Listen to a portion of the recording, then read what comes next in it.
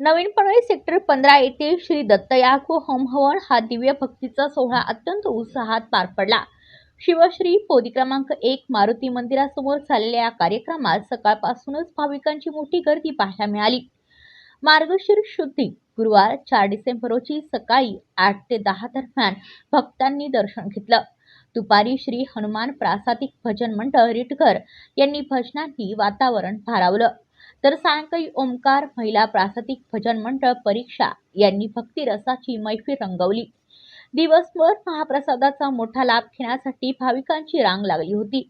मंगलमय वातावरण, भक्ती संगीत आणि भाविकांचा उत्स्फूर्त सहभाग यामुळे संपूर्ण परिसर भक्तिमय झाला। येरुणकर कुटुंबीय आणि आयोजन समितीने सर्वांचे स्वागत करत कार्यक्रमाची यशस्वी सांगता केली। हा दत्त सोहळा भाविकांच्या मनात नवीन श्रद्धा आणि सकारात्मक ऊर्जा निर्माण करीत परंपरेप्रमाणे भव्यतेने पार पडला।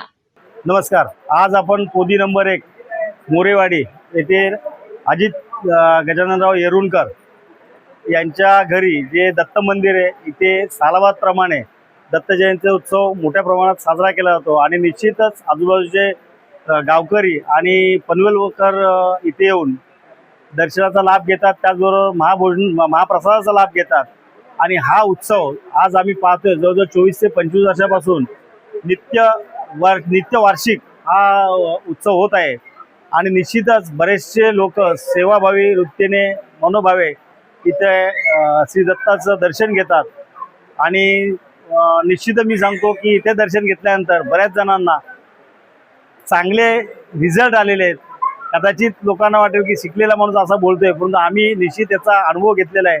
आणि दत्तगुरूची सर्वांना कृपा राहावी ही मी ईश्वराची प्रार्थना करतो। दरवर्षी पोदी नंबर 1 या ठिकाणी अजितदादा येरुणकर, ॲडव्होकेट अजितदादा येरुणकर यांच्या इथे दत्त जयंती मोठ्या उत्साहाने साजरी केली जाते। पोदी भागात आमचं पोदी गाव असेल या अनेक भागातील अनेक परिसरातील लोक इथे मोठ्या उत्साहाने येत असतात आणि महाप्रसादाचा या ठिकाणी लाभ घेतला असतो। असेच आता भुजबळ साहेबांनी सांगितलं की या ठिकाणी जी दत्त मंदिर आहे, या दत्त मंदिरातला अनेक लोकांवर या ठिकाणी प्रसन्न होऊन त्या लोकांना एक चांगला लाभ या ठिकाणी प्रसन्न झालेला आहे। मी आज दत्त जयंतीच्या निमित्ताने सर्वांना शुभेच्छा देतो।